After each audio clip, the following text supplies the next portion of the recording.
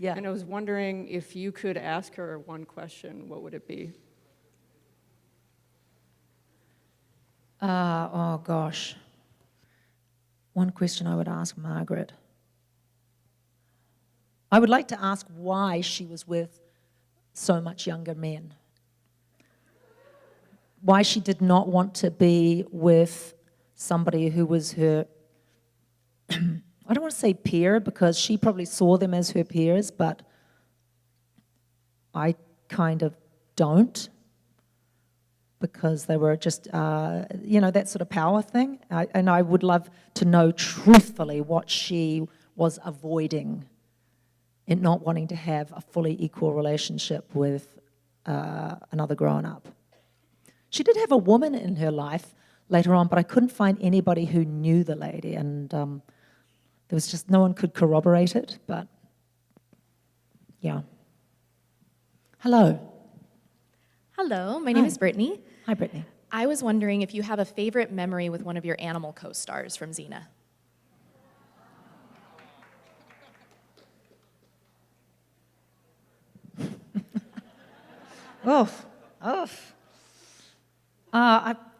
That Tilly, who was, the Palomino horse that you saw mostly with Xena, she was just such a good horse, a good movie horse, very gentle, great jumper. Not that I did any jumping, but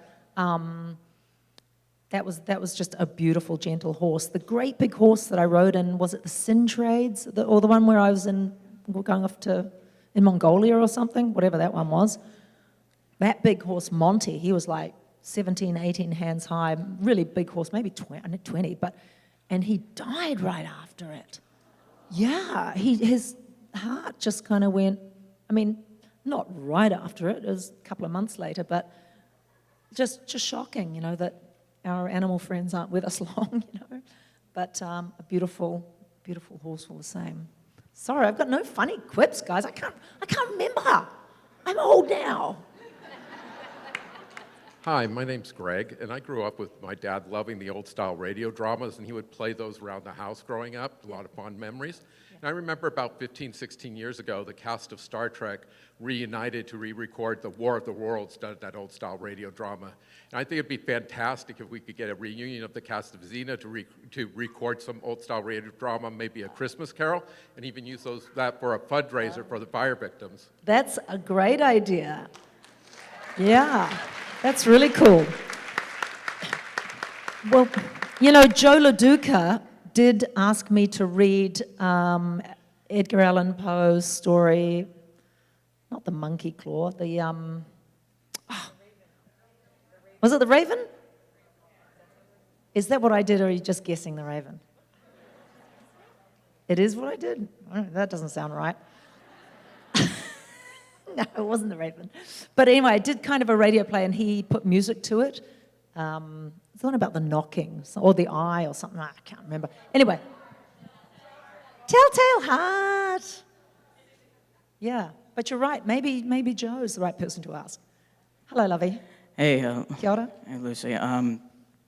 I love you forever. You've made an extraordinary impact on my life, and it's a privilege to be here to see you again. Thank you. One of my most memorable things about Xena growing up was how she would sometimes say you can't run from a situation. Sometimes you have to stand and fight.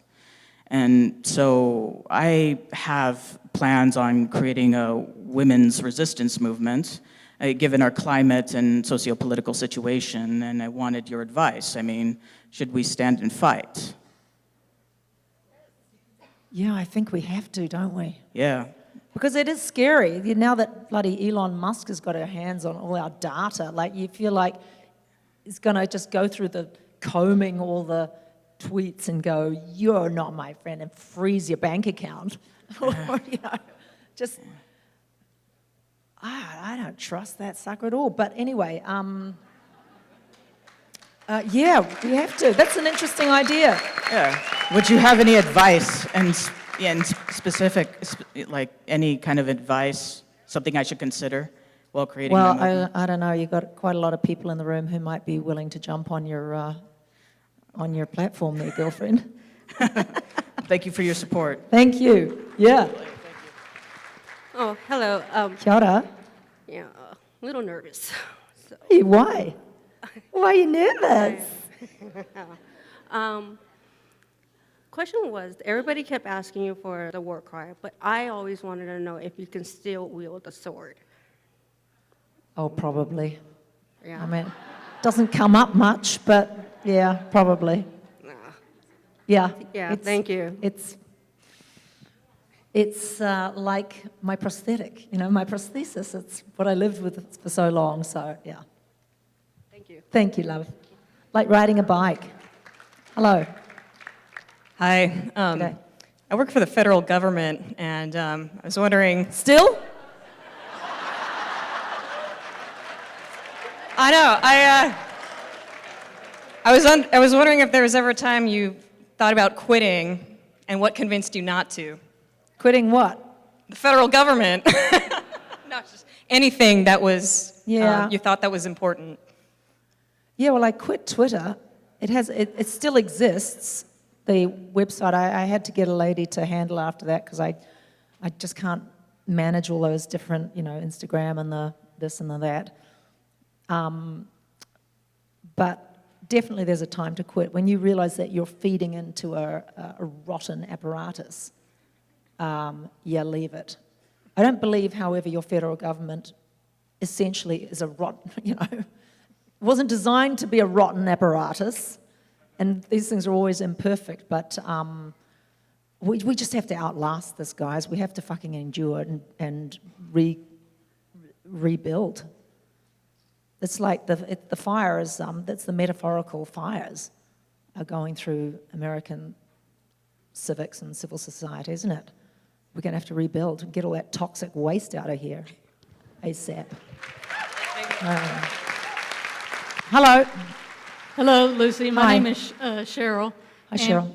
First of all, I just want to thank you for the many years of inspiration, entertainment, and encouragement, Thank you. and providing an escape from the darkness that we all can go through from time to time.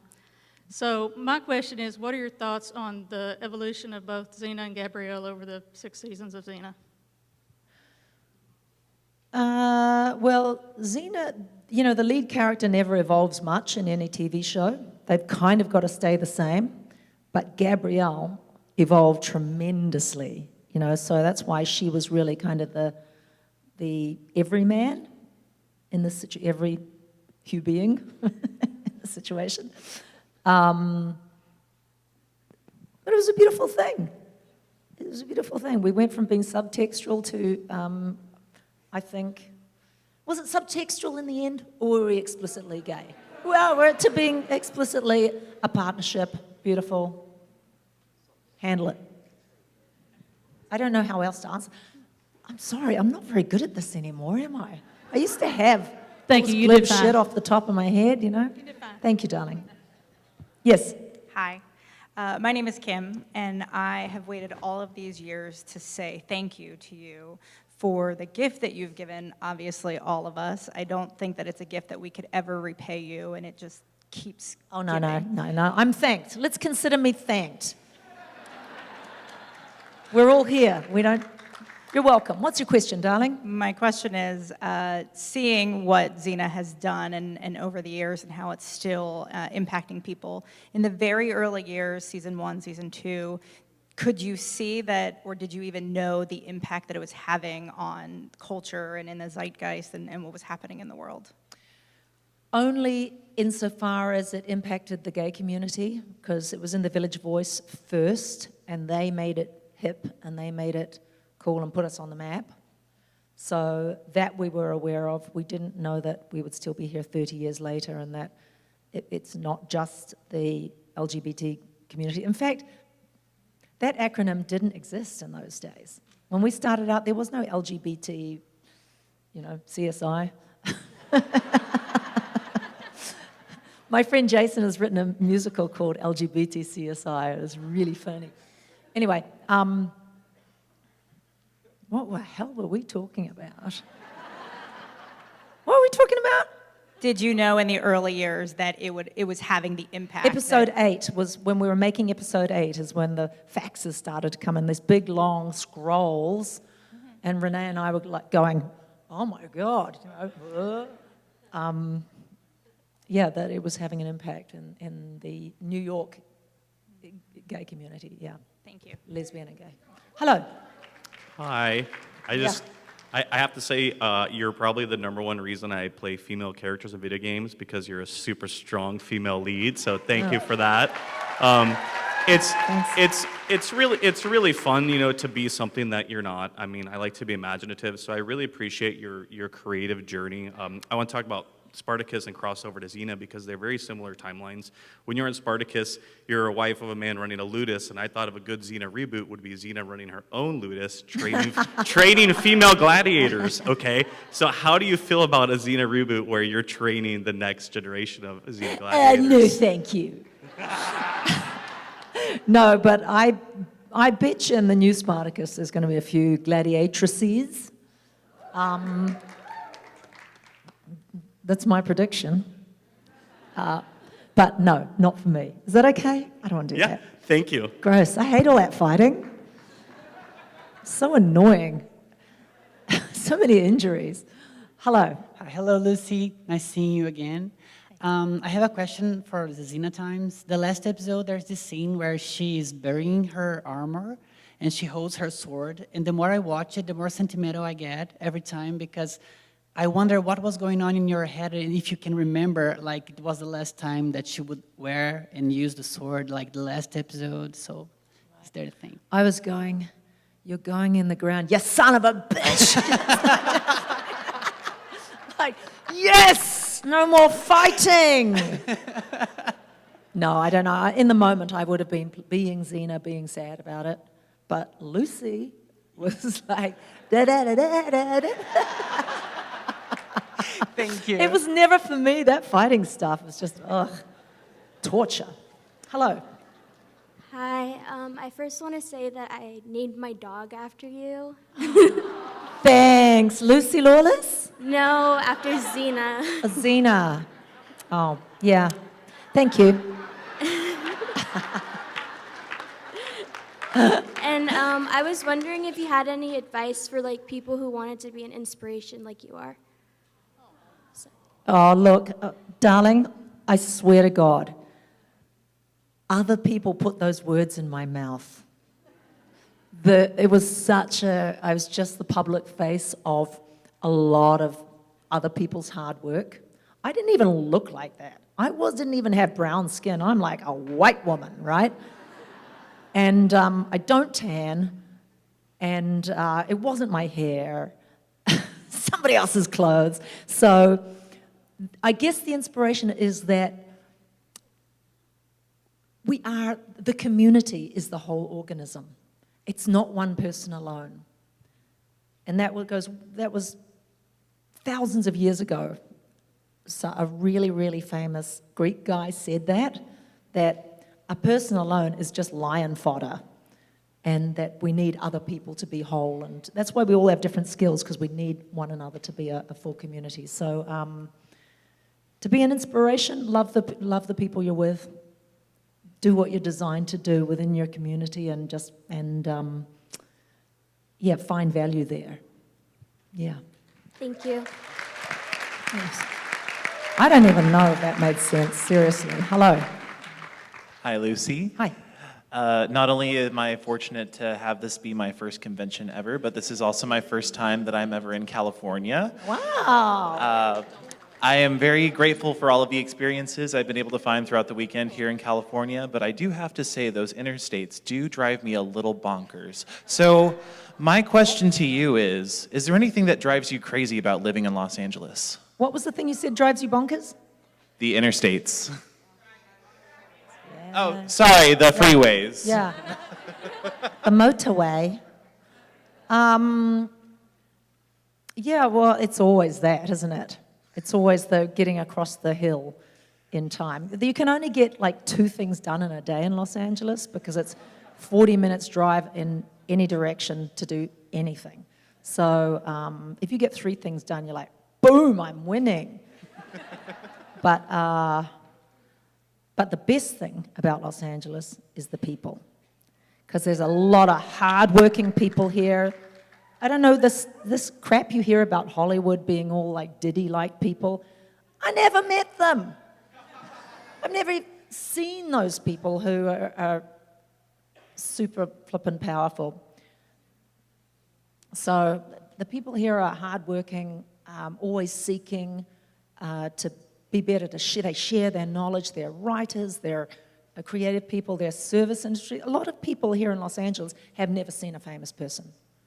That's the truth. This is a big town and it's filled with a lot of hard workers. So, Thank you. thank you, darling. Thank you. Welcome. We're happy to have you here. Hi, Lucy. Hi. My name is Sarah. I'm an aspiring co-showrunner of the reboot at one point, who knows when. But I also wanted to thank you for supporting the writer's strike. Your tacos were fantastic. Oh, great, thank you. I wanted to ask you, were you in New Zealand during the pandemic? And if you were, what was that like? Did you learn any hobbies? Did you bake sourdough like the rest of us did? Yes, I've got a little tiny rat-infested farm in New Zealand, and I was quarantined on the farm for a couple of weeks alone. It was freezing. I have no insulation in this. This is before I got the tiny house, which is insulated. I have this farmhouse which has got a tin roof with holes in the roof. Where the drips have come through, they've gone through the wooden floor, and you can see the ground underneath. And there's possums and the noisiest thing. I thought a man in gumboots, that's big rubber boots, man in gumboots was running up the side of the house the first night. And the old farmer had left all these weapons around the house, like a great big an axe handle and a golf club and a baseball bat, just weird shit in weird places.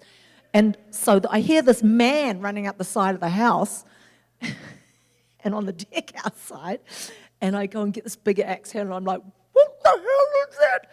But it was just opossums. New Zealand possums are bloody huge, and they've got big-ass feet.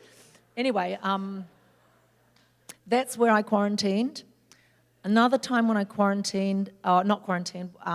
before New Zealand lockdown, I was so scared that all the people who knew Margaret Moth would be caught up in this pandemic and might die, that I hightailed it here to America, grabbed a friend, and we went and started interviewing people before, COVID really hit. So went to Austin, Atlanta, and started talking to people who we thought might be vulnerable. And in fact, it's lucky I did, because Jeff, who was in the film you saw, Margaret's first boyfriend in America, did die 2 Christmases ago. He never got to see the film, but I was the last person to talk to him.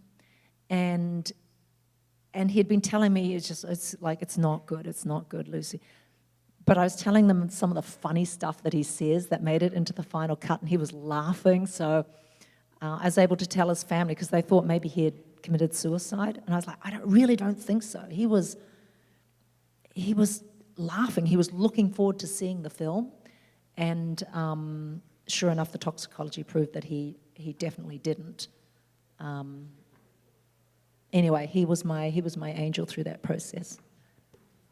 I cannot remember how we got on that subject, but that's where I was for COVID. Thank you. Hello. Hello, Elif from Istanbul, Turkey. Hello, Lucy. We're not going to get to these questions, kids. Sorry. Yes, go. Elif from Istanbul, Turkey. I discovered Xena when I was 13, 14, and then I forget about it, and then rediscover again when I was 26, 7. Internet era, I learned about all these subtexts, all this lesbian content. I didn't even know anything about it. I was obsessed. I didn't know why. And then I came to the United States. I sought asylum because I happen to be lesbian. And then I granted asylum. I came out to the world as a gay. I got Xena tattoo last year. Yep. Yes. My question is, no one, not really anyone know the subtext or anything else like that before. The producers, Rob Topper is a guy, man, and then most people are straight people. How they ended up creating this show without making it cringe, That's my question to you, if you know anything about this background job they did. And please deliver my thanks to him, because he did a great job. Thank you. Thank you. I'll tell you, this is what I believe. Now, you can talk to Steve Sears and RJ Stewart, who are here. RJ wrote the book, I think, that he's selling there, because they were in this conversation. They knew about this long before Renee and I started reading the scrolls in episode 8. And Liz Friedman was one of the writers and out, very comfortable in her skin as a lesbian. And they knew from the start what they were doing. That line, "I'm not the little girl my parents want me to be." Dog whistling wasn't invented yesterday, guys. They knew exactly what they were doing. It's just me and Renee who we don't know. We'll just say whatever you give us to say. So I believe that was embedded in there from the start, from the very first few minutes of the show. Hello, Angel. Ladies and gentlemen, I have to steal her away Sorry. from you. Huge round of applause. Thank you, beautiful people.